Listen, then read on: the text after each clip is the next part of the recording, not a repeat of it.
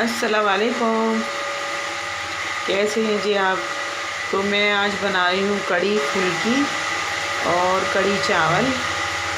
तो कड़ी मेरी बन चुकी है और ये मेरा तड़का तैयार हो रहा है। ये चावल भी मेरे बन गए हैं। तो ये चला गया मेरा तड़का। इसमें ज़ीरा, मेथी दाना, लाल मिर्च और हींग। तो ये हींग मैं इस वजह से डालती हूँ कि मैंने कीमे वाली नहीं बना रही, मैं सादी फुल्की वाली बना रही हूँ कड़ी। तो इसमें चारों चीज़ का तड़का लगता है। और आप कहोगे कि आज तो आपने कुकर में बनाया है, तो मैं ये बात बता देती हूँ आपको कि मेरी दोस्त है, तो उन्होंने मुझसे काफ़ी दिन पहले बताया था कि आप ना कड़ी कुकर में बनाकर देखो। तो मैंने सोचा कुकर में और कड़ी, तो वो कहने लगी कि 3 घंटे लगते हैं कड़ी बनाने में अगर खुले बर्तन में बनाओ, और आप जो हो इसमें कड़ी बनाकर देखो, बिल्कुल इसी तरह से बनाओ। और जब इसमें खद्दा आ जाए तो फिर आप उसमें 10-12 सीटियाँ लगा देना, तो फिर देखना कि 3 घंटे वाला जायका आता है या नहीं। कड़ी कड़ के बनती है, तो इसके अंदर बिल्कुल कुकर में ऐसी बनती है। तो फिर ना बनाने से पहले मैंने एक बार उनसे ज़रूर पूछा कि बताना ज़रा आप कैसे बता रही थी। तो उन्होंने कहा कि कड़ी बनाओ कुकर में। तो जी मैंने कड़ी को रख दिया था। मैंने कड़ी में थोड़ा सा तेल डाला सरसों का, फिर मैंने हल्का सा मेथी दाना डाला, और मैंने अपना जो मेरा घोल था, बेसन, लहसुन प्याज पीस लिया था। और मैंने उसके अंदर ना बेसन और दही को ग्राइंडर में मिक्सर में करके ना मिक्स कर लिया था। तो फिर मैंने उसके अंदर तेल डाला, और तेल डाल के ना मैंने उसको कढ़ी को डाल दिया। तो 3 घंटे तो नहीं, मेरी कढ़ी 1.5 घंटे में बहुत अच्छी बन गई थी। बहुत ही अच्छी बन गई थी, जैसे 4 घंटे में बनती है ना, बिल्कुल इसी तरह से। तो आप भी बनाइएगा कुकर में। मैंने तो बना के देखा, मुझे तो बहुत अच्छा लगा।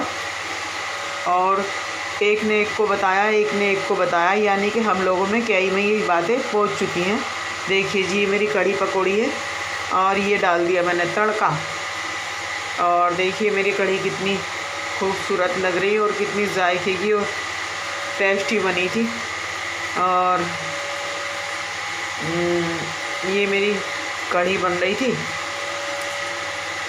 तो ये मेरी क्लिप ना आगे पीछे जुड़ गई थी। तो चलो कोई बात नहीं। तो फिर ना मुझे देसी घी भी निकालना था। तो मैं जो हूँ ना, मलाई ना अपनी इकट्ठी कर लेती हूँ। दूध आता मेरे यहाँ, तो उसकी मलाई इकट्ठी करके फ्रिज में रखती रहती हूँ। जब वो कटोरा भर जाता है तो फिर मैं ग्राइंडर से उसको मक्खन निकाल के, और फिर हम लोग जो है ना घर का ही देसी घी खाते हैं। अब मेरे ना सर्दियों में शॉर्ट पड़ रही थी घी की, तो कहीं भी नहीं मिला किसी भी तरह से। तो मैंने अपनी बहन से बात की, तो मेरी बहन कहने लगी 2-3 किलो मेरे पास रखा हुआ है और मैं भेज दूँगी। तो देखिए जी, मेरा घी हो गया और मेरा दिल कर रहा था कि मैं चाय बनाऊं और चाय से लिज्जत पापड़ बनाऊं। तो मुझे पापड़ बहुत पसंद है और मैं हमेशा अपने घर में रखती हूँ। तो ये बना रही हूँ, मेरी चाय बन रही है और मेरी लिज्जत पापड़ बना रही हूँ। तो जी मेरे हस्बैंड जो उम्रा करने गए हैं, तो वहाँ से वो क्लिप भेजते रहते हैं। तो मैंने ना छोटी सी क्लिप इसमें ऐड की है मक्के शरीफ की, तो आप भी देखिएगा।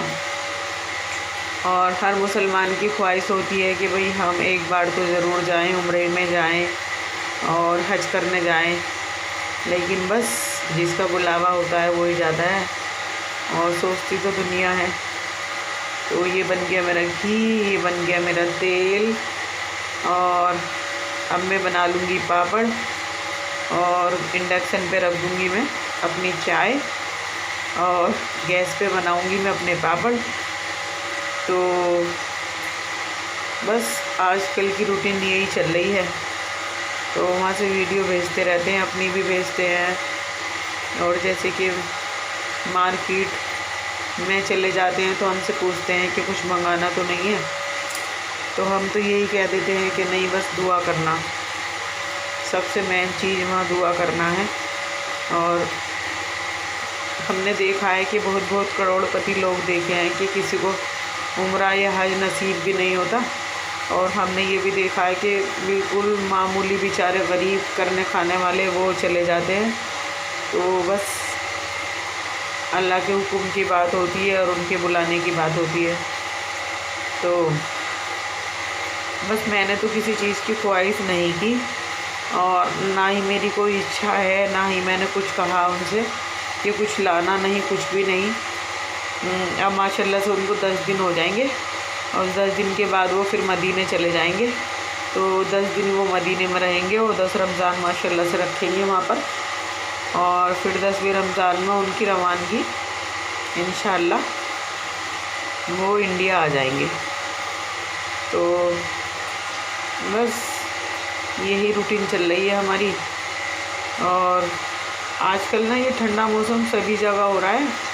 तो अभी मेरे हस्बैंड का ना सऊदी से फ़ोन आया था, तो वो मेरे से कह रहे थे कि मैंने सुना है कि भूकंप आया है। मैंने कह दिया मैंने भी नेट पे देखा था, तो वो ज़िला हरिद्वार में और देहरादून में लिखा हुआ आ रहा था। दिल्ली में भी आया है। अल्लाह अपना रहम फरमाए, अल्लाह अपनी हिफाजत में रखे। ये अल्लाह हम गुनहगार बंदे हैं, हमको माफ़ कर दे परवरदिगार। हम तेरे गुनहगार बंदे हैं, अगर तू माफ़ नहीं करेगा तो कौन करेगा। अल्लाह सब पे अपना रहम और करम फरमाए। तो बस चारों तरफ यही चल रहा है कि वहाँ भूकंप आ गया, वहाँ पे भूकंप आ गया। तो पूछ रहे थे मेरे से, तो मैंने क्या कहा, मैंने नेट पे देखा है, लेकिन बस अल्लाह अपना रहम फरमाए। तो वो ना अभी वीडियो कॉलिंग पे मुझे गोल्ड की एक शोरूम दिखा रहे थे, और फिर मेरे से कह रहे थे कि कुछ मंगाना है। तो मैंने एक बार उनसे कहा कि टॉप्स ले लेना। तो फिर उन्होंने टॉप्स दिखाए नहीं थे, वो उन्हीं से मालूम कर रहे थे कि ऐसे नहीं, बड़े वाले दिखाओ। तो बस फिर मैंने इतनी ख्वाहिश नहीं की, और ना ही मेरी किसी चीज़ मंगाने की कोई ख्वाहिश है किसी भी तरह की। पहली बात तो मेरे हस्बैंड को लेना नहीं आता, वो शॉपिंग करते हैं तो मेरे साथ करते हैं, और हम दोनों की सहमति से ही होती है जो भी कुछ हम लाते हैं मार्केट से। वो अकेले जाकर कुछ नहीं लाते, और बस हम दोनों ही जाते हैं। अगर वो अकेले लाते हैं तो कुछ उनकी पसंद अलग सी है, तो मुझे पसंद भी नहीं आती। तो बस फिर वो बात ख़त्म हो गई, उनको नहीं पसंद आया। तो जी ये है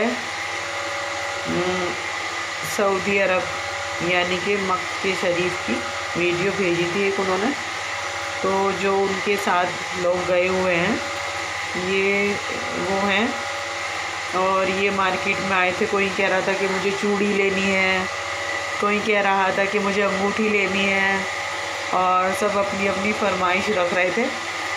गोल्ड जो होता है ना वहाँ का बिल्कुल खरा होता है, एकदम शुद्ध। अल्लाह हाफिज़।